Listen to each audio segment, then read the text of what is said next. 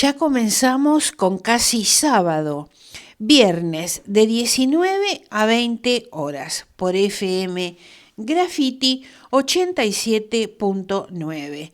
¿Qué tal, Pablo? ¿Qué contamos? Muy buenas noches. Bueno, ya un poquito acomodándose la temperatura, ya estamos cerca de la primavera, Casi primavera, casi sí. primavera. Bueno, a los estudiantes esta vez le cayó sábado, el año que viene va a ser domingo, no van a tener el feriado, pero sí la oportunidad siempre. Cuando, Siempre es bueno cuando se tiene juntarse. esa edad, Es siempre bueno juntarse. todos los días es caravana. Lo que no ha parado, hablando de caravanas, Sí, es esa vieja caravana que se ha instalado en Mar del Plata con el tema de las ordenanzas de excepción. sí. Se le criticó mucho a Pulti sobre esto, también a Daniel Katz, también a intendentes anteriores, y es una costumbre que no para. Las ordenanzas de excepción comenzaron para resolver los problemas de la mala planificación. Es decir, bueno, había alguna construcción que en su momento, por estar mal medido, porque las referencias eran pocas, la construcción ya estaba hecha, por ahí estaba sobre la línea municipal, entonces se hacía, no era culpa del que edificaba, era culpa de la mala planificación o la Sí. precariedad que tenía la tecnología a los albores del desarrollo de la ciudad. Y entonces la ordenanza de excepción lo que hacía, bueno, nos equivocamos nosotros, resolvemos el problema del vecino que por ahí metió la casa donde no la tenía que Sí. poner, pero por culpa nuestra. Ajá. Eh, en los últimos años se ha desatado, pasó mucho con Pulti, pasó mucho con Cast, también pasó con Aprile, ni hablemos con Rusac. Y por ahí con Rusac pasó menos, mira. Ha pasado también con Arroyo y se sigue repitiendo ahora con Montenegro, en un tratamiento. Siempre estas ordenanzas de excepción siempre estuvieron, por lo menos con ese tufillo de corrupción, Ajá. ¿m? Que amparados en el tema de hay que generar trabajo, hay que a- abrirse a las inversiones, siempre terminan construyendo frente al mar, como si la O ciudad sea, no tuviera un se tamaño. construye en lugares que no estaría permitido. Por eso son ordenanzas de Claro, excepción. claro. Es el caso de la torre que están haciendo ahí entre Alem y Aristóbulo del Valle, que está el proyecto presentado a una cuadra de costa, ahí en Punta Iglesias, Sí, sí, sí, sí. que encima están apurados por meter el expediente para que también entre en el blanqueo de capitales que está impulsando el gobierno nacional para la construcción de esa torre. Es 18 veces más alto de lo permitido. En esa zona está permitido hasta 7 metros de alto la construcción. Esta construcción va a tener 125 metros. Amparados con el tema de que la inversión para generar trabajo y esto y lo otro, como si Punta Iglesia fuera el único lugar donde se puede construir Sí, hay veinte en, mil lugares en más. medio de la pampa húmedo, Claro. como si no hubiera lugares para desarrollar. Algún vecino por ahí que está alejado de la zona, que no le va a llegar el cono de sombra en verano y en invierno, pero ahí dice, a mí qué me importa. Y la verdad que nos tendría que importar mucho. la sumatoria de ordenanza de excepción, que destruye todo concepto urbanístico, pero los conceptos urbanísticos están sustentados en un montón de variables. Por ejemplo, en el tema del agua. Claro. Hay que impulsar el agua a 25 metros por sobre un área que ya está mucho más alta sobre el nivel del mar. Me dirán, tienen cisternas, sí, lógicamente, llegará el agua a la cisterna, pero multipliquen el consumo del agua que se está dando en toda la costa, con todos los edificios que se construyeron. ¿Cuánta agua consume ese sector? Teniendo en cuenta que el agua viene desde la otra punta de la ciudad y algunos pozos están en el partido de Mar Chiquita. Entonces, usted dirá que vive, qué sé yo, en el barrio Centenario, o, qué sé yo, en el barrio Estrada, o en el Belgrano, o en el Puerto. ¿En qué le importa? Que toda la estructura para impulsar el agua la están prorrateando entre todos. Esa es la factura que tenemos de obras sanitarias. Porque no es que estas inversiones, estos edificios de lujo, que no ha sido el único, este es uno más, pagan un diferencial por la estructura que hay que poner para llevarles agua hasta ahí, porque hay que cruzar toda la ciudad, en algunos casos hay que cruzar todo el partido de General Pueyrredón.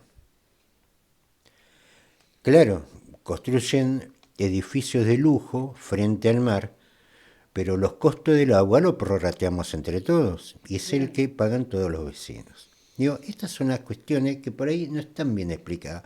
Hay sí una queja de los vecinos, una queja legítima, porque aparte en la zona más cara de la ciudad se paga mucho en tasas municipales, donde, imagínate, un edificio de 125 metros, se incrementa el tránsito, se saturan los servicios, lo que era un barrio pasa a ser un verdadero quilombo. Pero esto es una parte del tema. Porque yo voy, a ver, nosotros que no estamos en esa zona, que estamos lejos, pero después, cuando se fuerzan las estructuras de servicio, como el agua, digo, ¿cómo resolvemos esto? Van a pagar un diferencial de acá permanentemente, porque no es que van a consumir agua esta temporada, van a consumir agua constantemente. ¿Por qué toda esa estructura se prorratea? Porque ellos van a pagar el agua como pagamos nosotros. Sí, pero también... Pero el costo de llevarle el agua a ellos, producto de una ordenanza de excepción, porque nosotros no somos una ordenanza de excepción. Ningún vecino es ordenanza de excepción. Es decir, que explícitamente hay gente que quiere estar en Punta Iglesia mirando el mar, pero van a pagar el agua como nosotros cuando toda la estructura de obra sanitaria tiene que bombear, cruzar toda la ciudad para llevarle agua a esos sectores. Para mí, por lo menos tendrían que pagar el triple de lo que pagamos cualquiera de nosotros el agua. Claro, y también, Pablo, pasa en el verano, acá en Mar del Plata, que hay algunos barrios que se quedan sin agua. Entre ellos los barrios del norte. También producto de esto, que es la sobreexplotación del recurso. Ahora, la sobreexplotación del recurso no es solamente el vecino que riega el jardín, o aquel que lava el auto, o aquel que no le cambió el cuerito a la canilla. Es también colocar en un sector donde ya los pozos están salinizados hasta la ruta 2, que era el último dato que tuve, no sabemos cómo está ahora. Es decir, cada vez el agua dulce viene de más lejos. Llevarle agua a esos sectores nos encarece Es carísimo. a todos. Claro. Y entonces tenemos Por ejemplo, un local como el partido, tenemos que pagar no sé cuánta plata por tener una canilla, mientras le estamos pagando a inversiones de lujo toda el bombeo de agua que es para que les llegue a ellos, con una edificación de 7 metros. Recordemos que Punta Iglesia está varios metros por encima del nivel del mar. Bueno, es lógico que tengan el servicio, pero si está estipulado a 7 metros es porque tiene una lógica. No es que, no pueden ser más de 7 metros, ¿sí? No pueden ser más de 7 metros, porque esto también implica en una zona ya saturada, sobreexigirla. 125 metros cuando está permitido 7 metros. 18 veces más alto. Esto lo están impulsando desde el bloque radical. Mejor dicho, lo que el bloque radical está impulsando es para que salga a tiempo, para que pueda entrar en el lavado de activos del gobierno. Recuerden esto cada vez que les llegue la factura de obras sanitarias. No veo que los concejales estén defendiendo los intereses de la ciudad. Se puede construir en todos lados, falta vivienda en Mar del Plata. Sí. Falta vivienda en Batán, falta vivienda en los barrios. Se puede hacer, la verdad, se puede construir lo que usted quiera. Ahora, si van a hacer por ordenanza de excepción, más allá de la queja de los vecinos que viven en la zona, también tienen que pagar una factura diferencial en lo que es el servicio del agua, sí, en lo que es el servicio de cloaca, porque están sobreexigiendo sin sentido, porque esto no es Japón. Usted tiene la pampa húmeda a su disposición para construir. Para construir un country, están haciendo country por todo lado. Hay algún cuestionamiento con eso, pero bueno.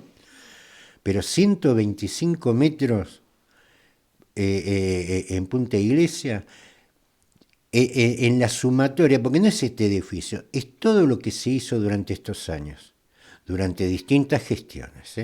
Vamos a ser justos, porque hoy lo del Frente de Todos, que antes era Frente para la Victoria y era Acción Marplatense, hacían lo mismo. Y acá nadie dice nada, y nadie dice nada porque no entiende cómo es la dinámica de la cosa. Piensa que por ahí no le afecta, pero le afecta cuando le llega la factura del agua, porque esa sobreexigencia al servicio, alguien la tiene que pagar. Y evidentemente no la pagan aquellos que vienen a hacer este tipo de inversiones, ni lo que... Es decir, gran parte de la ciudad, que son jubilados, trabajadores, y por ahí se quedan sin empleo, le terminamos pagando el servicio del agua a gente que está pagando lo mismo que nosotros, pero que sobreexigen al sistema y lo encarecen para todos. Claro. No es solamente este edificio, es la suma de todos los anteriores. La gente que vive en el barrio Caisamar me va a entender, por ejemplo. Hilos de agua tienen. Pero siguieron haciendo edificios. Que yo me acuerdo una vez, cuando había un problema con el tema de terrenos fiscales, que querían construir, esto fue durante el kirchnerismo, querían construir en lo que es el complejo Alfonsín Storni, que tiene un terreno importante.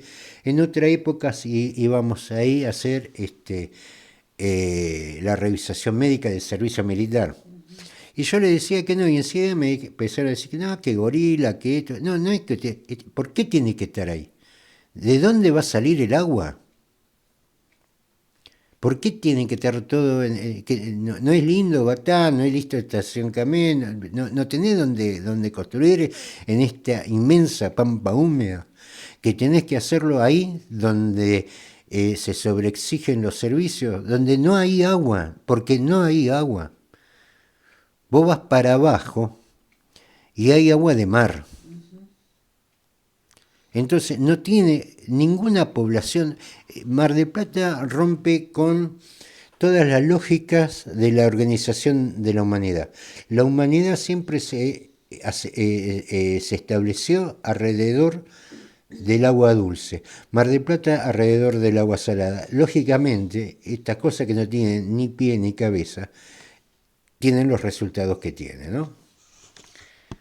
Bien, bueno, vamos a comentar cómo va a ser el programa. En un ratito vamos a escuchar la columna internacional de Carlos Juncos. Vamos a comentar la nota de Pablo Aceto en Cazador de Noticias. Luego seguimos con la columna de Carlos Matos. La columna de Pablo Aceto se llama La Argentina que viene. Luego la despedida, el informativo criollo de Carlos Juncos y un tema musical. Hoy vamos a escuchar a Vicentico. Muy bien, Pablo, ¿tenemos la columna internacional de Carlos Juncos? Buenas noches, estimados oyentes de Casi Sábado. Este nuevo programa que realizamos junto a Gloria Álvarez, Carlos Matos, Pablo Aceto y quien les habla, Carlos Juncos. Todos los viernes de 19 a 20 horas por la FM 87.9, Radio Graffiti Mar del Plata. Sean todos muy bienvenidos a una nueva edición de la columna internacional. Bueno, muy buenas tardes, estimados oyentes. Sean todos muy bienvenidos a esta nueva edición de la columna internacional. Y vamos a comenzar hablando un poquito de nuestra ciudad, como siempre, que nos está ofreciendo días maravillosos, primaverales, aunque el jueves ya se descompuso y se puso bastante fresco, lluvioso, bueno, como es Mar del Plata habitualmente. Pero bueno, la verdad es que viene cambiando sustancialmente el clima y poniéndose cada vez más lindo, así que bueno, esperemos tener una excelente temporada de primavera y de verano para que todos podamos disfrutar de nuestra ciudad, tanto los locales como los visitantes, que está muy bueno que puedan disfrutar de sus vacaciones, los ciudadanos de este país que tanto esfuerzo hacen para llevarlo adelante y a veces con tantas dificultades. Así que siempre deseando lo mejor para nuestro país y para nuestro pueblo.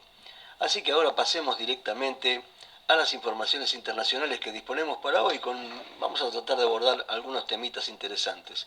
Uno de ellos es aquí en nuestra querida América Latina, en nuestra querida y sufrida América Latina, porque está ocurriendo en un país vecino, ¿no? Es la disputa política entre los dos antiguos aliados que actualmente se traslada a las carreteras de Bolivia. El expresidente Evo Morales, quien gobernó el país de 2006 a 2019, encabezó este martes el inicio de la llamada Marcha para Salvar a Bolivia, que debe ir desde Oruro hasta La Paz y que es una muestra de fuerza en contra del presidente Luis Arce, de su mismo espacio político, es decir, el mismo partido pertenecen tanto Evo Morales como Luis Arce, ¿no? La marcha, que durará una semana, deja al descubierto una pelea por la candidatura a la presidencia de Bolivia para el 2025 dentro del movimiento al socialismo, el MAS, el partido de Evo Morales y de Arce también. Este martes más de 5.000 simpatizantes de Evo iniciaron el recorrido de 200 kilómetros, pero al poco tiempo los manifestantes se toparon con unos 1.000 seguidores de Arce que bloquearon su camino. Obviamente, el choque derivó en enfrentamientos entre los dos bandos, lo que dejó un total de 26 personas heridas, según informa el Ministerio de Salud. Mientras tanto, Evo Morales decidió el miércoles retirarse de la marcha. Asegura que Arce ha abandonado y traicionado a los bolivianos con su mala gestión y su corrupción. Todo es Evo. La marcha no es Evo, la marcha es del pueblo. Por lo tanto, como se sataniza, penaliza y criminaliza a Evo, he decidido, después de esta jornada, retirarme de la marcha para que el pueblo, que es del pueblo y no de Evo, declaró Evo Morales a los periodistas locales. Bueno, es una forma elegante de salir de una movida que vos organizaste, ¿no? Evo Morales agregó además, la marcha es imparable, la marcha con Evo o sin Evo va a continuar. Desde el gobierno de Arce, la canciller Celina Sosa denunció en sus redes sociales un plan antidemocrático del expresidente Morales y puso, un nuevo golpe de Estado se está gestando en el Estado plurinacional de Bolivia, dirigido por el expresidente Evo Morales con el propósito de acotar el mandato del presidente Luis Arce y habilitarse una vez más como candidato pese a que la constitución política del Estado se lo prohíbe. Eso fue lo que publicó la canciller. Los enfrentamientos entre manifestantes evidencian la creciente tensión en la disputa política entre Arce y Morales ante las elecciones presidenciales del próximo año en la que ambos buscan presentarse como candidatos. Arce ha acusado a Morales de planear un golpe de Estado al convocar manifestaciones en su contra. Los manifestantes a favor de Evo culpan a Arce de los problemas económicos del país y de la escasez de dólares y de combustible. Y así está la cosa. Por un lado, Evo Morales quiere volver a la presidencia por cuarta vez, a pesar de que la constitución del país habilita solo 2 mandatos. Y por su parte, Luis Arce busca desafiar a Morales e intentará pelear por su segundo mandato. Y ya veremos más adelante cómo se resuelve esta situación en Bolivia, que evidentemente no favorece para nada al pueblo boliviano. Bueno, y ahora vamos a dar un salto bastante grande y nos vamos a ir del otro lado del mundo, ya que decenas de personas murieron y miles resultaron heridas en Líbano luego de que aparatos buscapersonas, los conocidos Vipers, y walkie-talkies, que eran utilizados por miembros de la milicia armada de Hezbollah, explotaran este martes y miércoles. Según el Ministerio de Salud libanés, el martes murieron 12 personas por cuenta de las explosiones de los Vipers y cerca de 3.000 resultaron heridas. El miércoles, mientras se realizaban los funerales de algunas de esas víctimas, ocurrieron nuevas explosiones, esta vez en los walkie-talkie, que dejaron otros 20 muertos y 450 heridos. Tanto Hezbollah como Líbano culparon a Israel de los recientes ataques. Las autoridades israelíes se negaron, como es usual, a hacer comentarios sobre el ataque, pero el ministro de Defensa dijo que el país estaba abriendo una nueva fase de la guerra, poco después de las explosiones de este miércoles. Las explosiones comenzaron en el sur de Beirut y otras zonas del Líbano el martes hacia las 15:45 hora local. Las explosiones continuaron durante aproximadamente una hora, según informó la agencia de noticias Reuters, y poco después decenas de personas comenzaron a llegar a hospitales en todo el Líbano. Varios testigos relataron escenas de confusión masiva. La mayoría de los afectados presentaban heridas en las manos y el rostro. Una fuente cercana a Hezbollah le dijo a la agencia de noticias AFP que uno de los muertos era hijo de un parlamentario de Hezbollah y que la hija de 10 años de otro miembro de Hezbollah también murió. El miércoles ocurrió una nueva tanda de explosiones, esta vez de una gran cantidad de walkie-talkies, al parecer también utilizado por miembros de Hezbollah para comunicarse. Una de estas se dio justo cuando una multitud se había reunido para celebrar el funeral de uno de los fallecidos del martes en Dayan, un bastión de Hezbollah situado al sur de Beirut. Recordemos que Hezbollah es aliado de Irán, que a su vez es archienemigo de Israel en la región. El grupo forma parte del eje de resistencia de Teherán y lleva meses librando una guerra de bajo nivel con Israel, intercambiando a menudo cohetes y misiles a través de la frontera norte israelí. Comunidades enteras han sido desplazadas de ambos lados. Las explosiones justamente comenzaron pocas horas después de que el Gabinete de Seguridad de Israel declarara como objetivo de guerra oficial el regreso seguro de los residentes del norte del país a sus hogares. Ese mismo miércoles, una división del ejército israelí se desplazó desde Gaza hacia la frontera con Líbano y el ministro de Defensa dijo que el centro de gravedad del conflicto está moviéndose hacia el norte, donde queda la frontera libanesa. A pesar de las continuas tensiones, los observadores afirman que hasta ahora ambas partes han intentado contener las hostilidades sin cruzar la línea hacia una guerra a gran escala, pero las explosiones de aparatos electrónicos en Líbano han llevado la tensión entre Israel y Hezbollah a su punto más alto.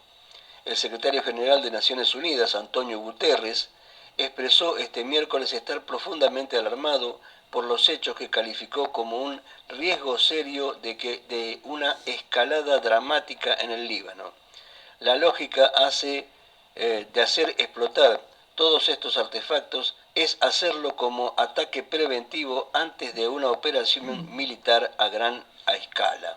Y por otra parte, Irán, cuyo embajador resultó levemente herido en una de las explosiones, dijo que se reserva sus derechos bajo el derecho internacional de tomar las medidas que considere necesarias para responder a un crimen tan atroz. Bueno, y saliendo de esta guerra en particular, creo que se ha materializado con este atentado uno de los fantasmas, uno de las películas de terror más temidas por la humanidad, ¿no? Que es cómo utilizar estos dispositivos individuales, personales, que permitan eliminar a personas sin tener que moverse de ningún lugar, simplemente a través de un sistema. Y la verdad que ha sido siempre una duda para todos aquellos que no confiamos demasiado en las instituciones. Así que bueno, esperemos que esta situación no escale a mayor gravedad, aunque lo más probable es que la guerra en Medio Oriente se generalice. Bueno, como siempre se nos ha agotado el tiempo, un gran abrazo para todos, que tengan un excelente fin de semana y nos encontraremos en el próximo programa. Muchas gracias, Carlos Juncos. Vamos a compartir ahora una nota de Pablo Aceto en el portal Cazador de Noticias. El gobierno nacional confesó el saqueo de los recursos energéticos, dice Pablo Aceto. En diálogo con Cazador de Noticias, el dirigente del Partido Socialista Auténtico de Mar del Plata, Batán, planteó que el claro objetivo de la recesión, entre otras cosas, es aumentar el stock de energía exportable. Básicamente se habla de petróleo y de gas, lo cual fue claramente confesado por Eduardo Rodríguez Chirilo, secretario de Energía de Nación, en un encuentro realizado en la sede de Houston del Instituto Argentino del Petróleo y el Gas, bajo el nombre Vaca Muerta, más allá del contexto energético actual, donde dijo que el gobierno persigue el objetivo de pasar a tener un modelo de exportación neto, es decir, exportar todo, y agregó que no solo miramos los conceptos de autoabastecimiento y soberanía energética, sino el de maximizar la renta.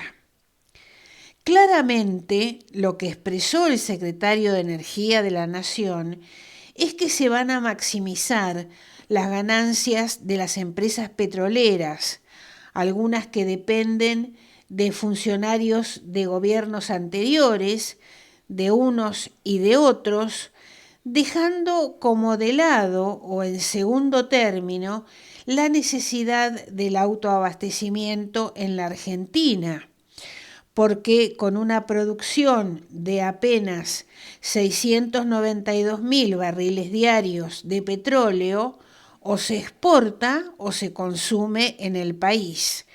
No hay gran margen para hacer las dos cosas al mismo tiempo, ni siquiera aún con el sueño de lograr 1 millón de barriles diarios.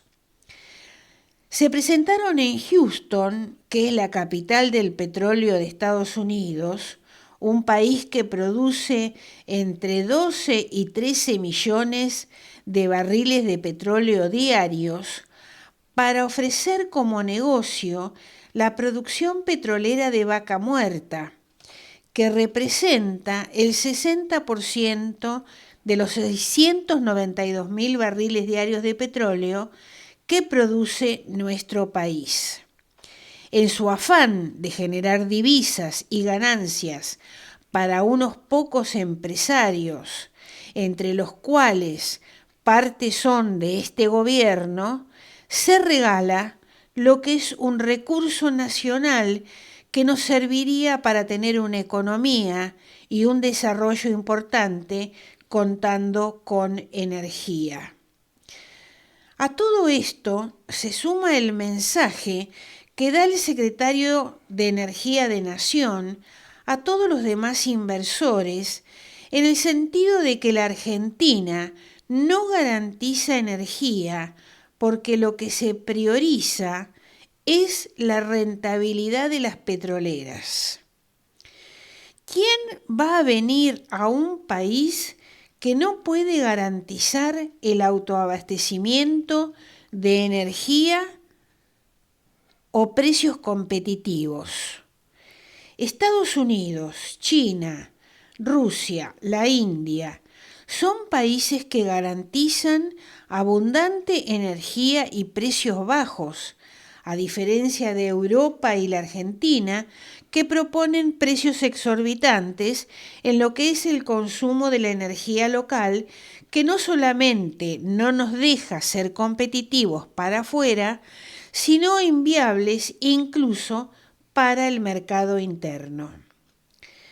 El modelo exportador de recursos energéticos es un modelo de saqueo. Dejemos atrás la idea de que la inflación es un problema monetario o que el problema argentino es bimonetario. El verdadero problema es el saqueo. Los argentinos estamos siendo saqueados para favorecer a unas empresas, pocas empresas, y lo pagamos con la destrucción de nuestra industria y con el desempleo. Y en definitiva, el gobierno de Javier Milei confesó el saqueo de los recursos energéticos. Si querés leer la nota de Pablo Aceto, lo podés hacer en el portal Cazador de Noticias. Muy bien, Pablo, ¿tenemos para escuchar la columna de Carlos Matos? ¿Cómo estás, Carlos? Hola, Gloria. Ayer, 19 de septiembre, fue el Día Nacional de las Personas Sordas en Argentina. Normalmente en los calendarios escolares no aparecen estas fechas. El Día Nacional de las Personas Sordas, el 2 de abril, por ejemplo, que además de ser el Día del Veterano de Guerra, es el Día de las Personas con Autismo. Tampoco aparece el 26 de septiembre, Día del Bastón Verde, ni el 15 de octubre, Día del Bastón Blanco. Estos dos últimos días sí aparecen en las escuelas de educación especial, especialmente dirigida a personas ciegas y disminuidas visuales.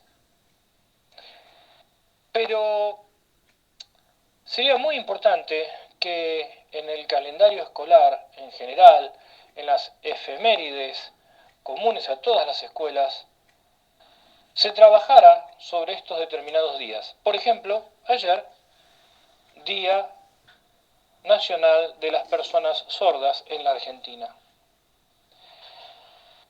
Y el 19 de septiembre es importante porque es cuando se inaugura la primera escuela en 1885 en nuestro país para la formación y educación de niños sordos.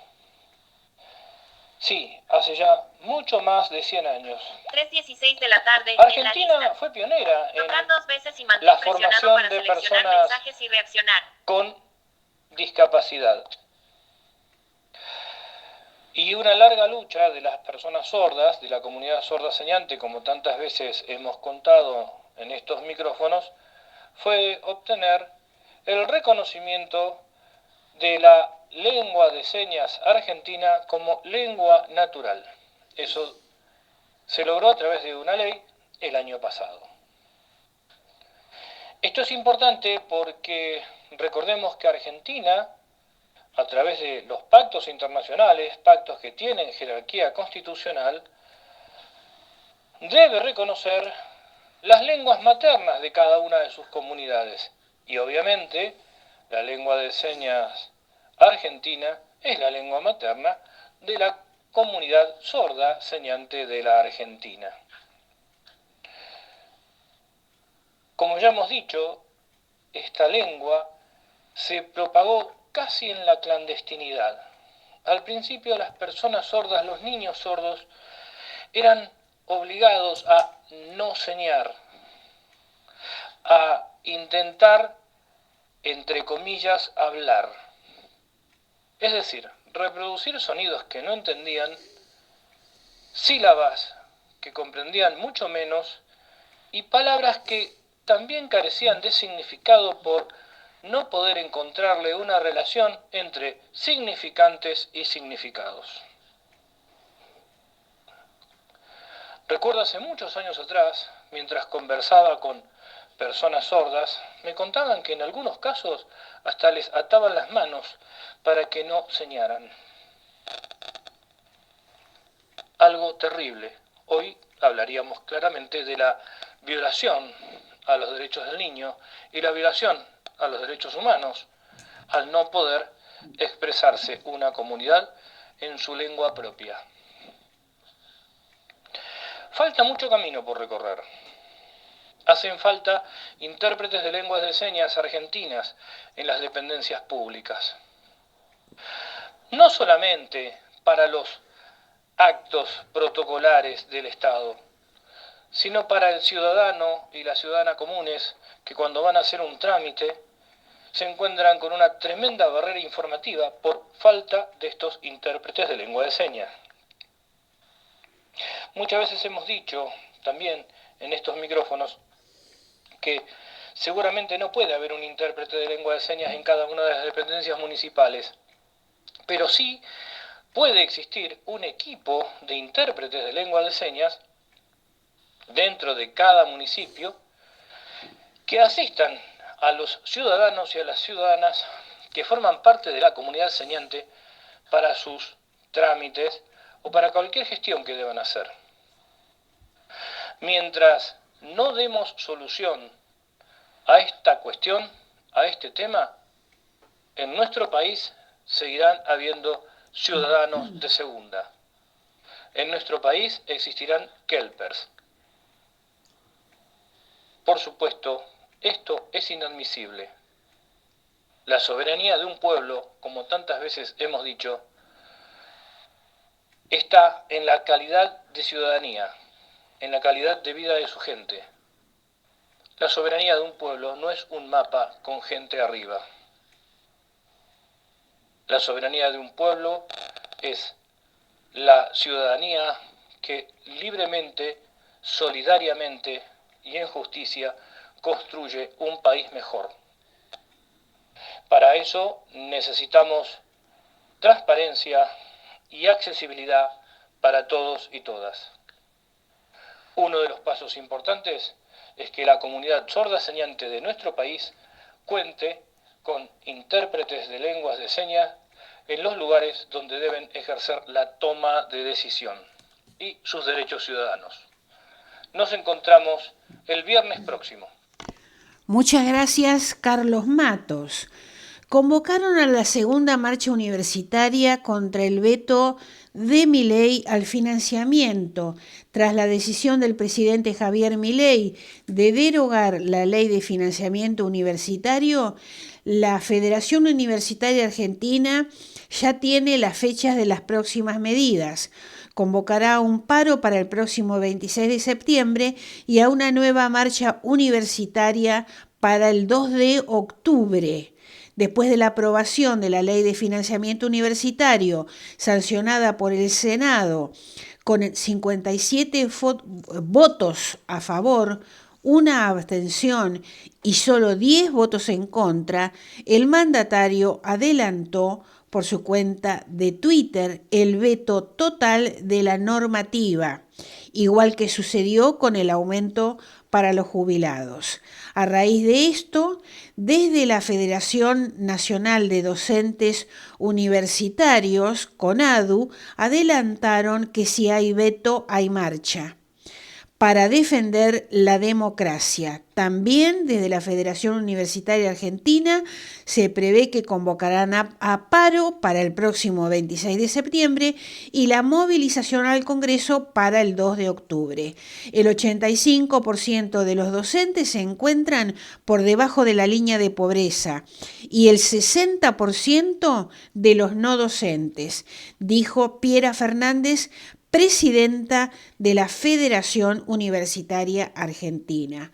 Bueno, entonces, próxima marcha universitaria para el 2 de octubre. Bueno, vamos a tu columna, Pablo. ¿La Argentina que viene? Hay una tendencia que se está dando, no sé si en todo el mundo, no podríamos decir en todo el mundo, no sucede en la India, de envejecimiento poblacional. La tasa de nacimientos en la India sigue siendo superior a la de mortandad, por lo que gracias a esos cálculos se puede establecer, por ejemplo, que la India en pocas décadas va a ser la tercera potencia del mundo y en alguna década más estaría compitiendo con China el primer puesto. Por una cuestión sencilla, cuantos más son, es más gente trabajando, es más gente consumiendo, es más gente produciendo. No es la misma tendencia china, no es la misma tendencia del resto del mundo.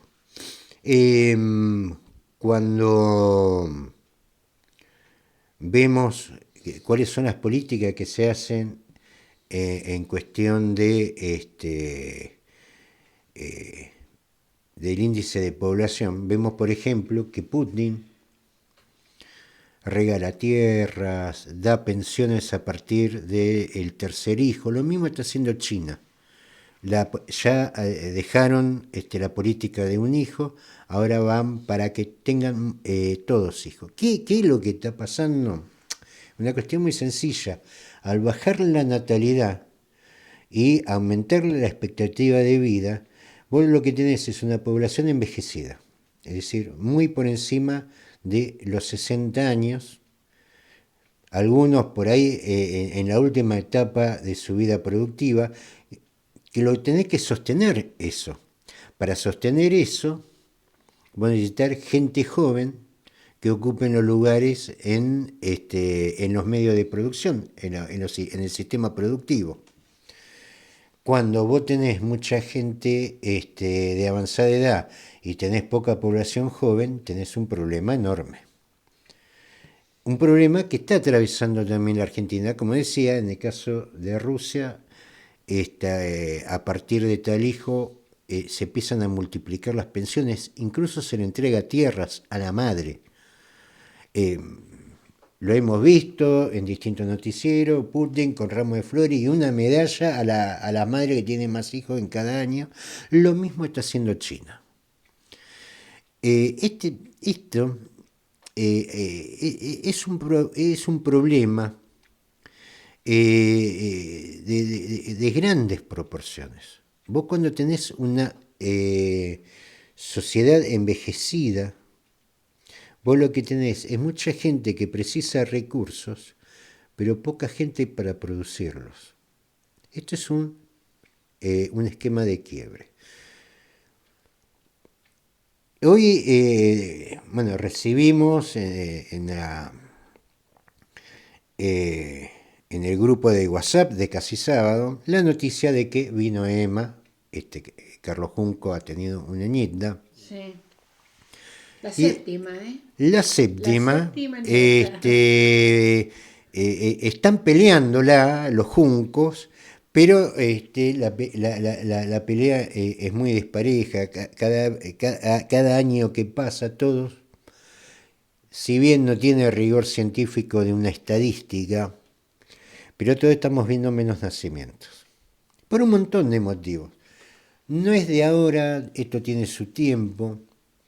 Lo que hemos vivido estos últimos años, por lo común hemos elegido tener un hijo. Es decir, de dos, uno. De dos a reemplazar hay uno. Si hubiéramos tenido dos hijos, serían uno por uno. Pero con un hijo, que es la mayoría de gran parte de los argentinos durante estas décadas de crisis, se ha elegido tener un hijo por cuestiones económicas, básicamente, porque no existieron los incentivos para que la gente tenga 3 hijos, cosa de que se van 2, quedan 3. Claro, debería hacerse una política de incentivos acá como en China y en Rusia. Ahora vamos a llegar a los números de la Argentina. Entonces, vos lo que tenés es cada vez más gente mayor y menos gente en edad productiva. A lo que tendríamos que agregar en la Argentina también, que no solamente son menos los jóvenes que los viejos. Eso lo vemos, por ejemplo, en lo que es la tasa de aportes al ANSES, que tiene que ver una parte con la informalidad, pero también otra parte es que ya los números son parejos. Y con el tiempo, porque esto es una cuestión de tiempo, va a pasar a ser más la gente grande que la gente joven. Entonces vos tenés ahí un problema de proporciones, no solamente en lo que es el sostenimiento de la franja superior, sino también los efectos que genera de golpe bajar la población. Un ejemplo sencillo. Cuando la gente mayor se empieza a ir, se van solos, no se van con su casa. Y entonces llega un momento en que hay casas vacías. ¿Y quién va a construir casas? ¿Quién va a dar empleo? Un ejemplo, cuando es menos la población y vos tenés todo un sistema productivo armado para mucha más población, ¿qué haces con la producción? ¿O qué haces con los servicios que tenés que dar y no tenés con quién darlo? Es un problema de quiebre de sociedades. Esto lo estamos viendo claramente en Europa. Se ve también en Estados Unidos, con el famoso tema de las inmigraciones. Hay una discusión en los países, en Europa y en Estados Unidos, sobre la inmigración. Algunos que quieren inmigrantes, otros no. Lo que no quieren inmigrantes es porque, lógicamente, y eso lo vivimos en la Argentina cuando llegaron nuestros abuelos y todo eso, fue un fuerte golpe, un fuerte choque cultural. Porque venía gente con otras costumbres, vinieron muchos y chocaron con los de acá. Ahora, lo de acá tampoco se podían rehusar porque necesitaba esa gente para trabajar. En Europa está pasando exactamente lo mismo. Hay gente a favor de la inmigración y en contra. Los que están en contra de la inmigración son los que se ven avasallados por corrientes culturales distintas, porque encima van de a muchos. Pero por otra parte tenés los que están a favor de la inmigración que te dicen, y bueno, ¿y quién va a trabajar? Han decidido no tener hijos, ¿y quién va a ocupar esos lugares en el sistema de producción? Lo mismo pasa en Estados Unidos, porque los que están a favor de la inmigración son los que dicen, yo no veo ningún norteamericano barriendo las calles. La Argentina tiene en este momento Algo de 45, por acá lo tenía anotado. 45.800.000 habitantes, hablando en números redondos, en lo que es la octava geografía del mundo. Las proyecciones, miren, le digo, por ejemplo, la tasa de crecimiento poblacional en el año 61 era 1,64, en el 2023 fue 0,91. La proyección, como para acelerar los datos, es que en 25 años la población de 60 años va a ocupar el 30% de la población argentina. Les doy un ejemplo. Nosotros tenemos un hijo de 36 años. En 25 años, ¿cuántos va a tener? La pregunta es, y más o menos, ¿qué población vamos a tener dentro de 25 años? Más o menos las proyecciones varían de acuerdo a algunas variables que no se puede establecer, pero los números son categóricos y de ahí no se mueve. Va a ser entre 54 millones en el peor de los casos, no, peor, en el peor de los casos va a ser 51 millones, en una proyección regular, como se está dando ahora, va a ser de 54 millones, y en el mejor de los casos 58 millones. De eso, el 30% van a ser mayores de 61, mayores de 60, dentro de 25 años. Por lo que, evidentemente, ya el punto de quiebre ya se pasó. ¿De dónde vamos a sacar 42 millones de habitantes de acá a 25 años? No lo vamos a tener. Y esto, ¿qué es lo que nos lleva? A lo que ya hicimos antes, una política de inmigración.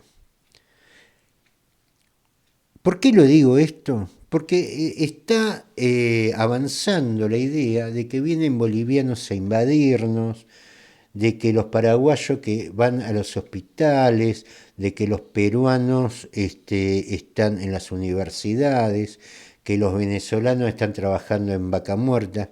Pues primero vamos a decir una cosa. Nosotros vivimos en una zona de frutihortícola. No veo muchos argentinos trabajando la tierra, veo bolivianos.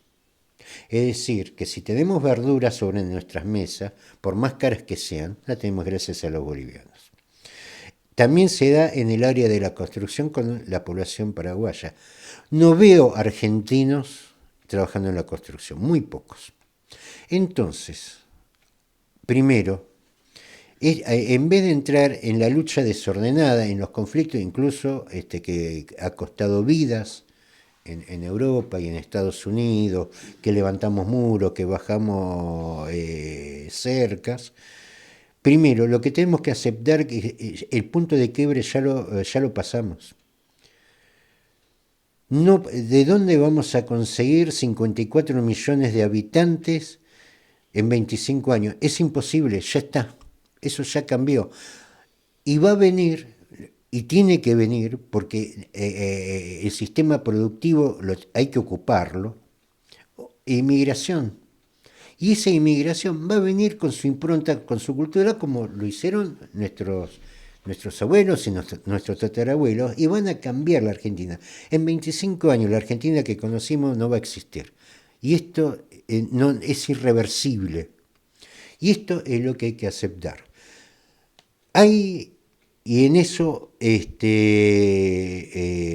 los dirigentes de primera parte del siglo XX fueron muy inteligentes, hicieron una planificación, algunas cosas salieron bien, las otras cosas salieron mal, pero le digo, o esto es planificado, o la naturaleza va a actuar por sí sola, y la naturaleza favorece a los que mejores se adaptan a la realidad, y la verdad que la realidad lo estamos viendo en Europa, que los espacios lo está ocupando el mundo musulmán, que es el que más se está creciendo en el mundo.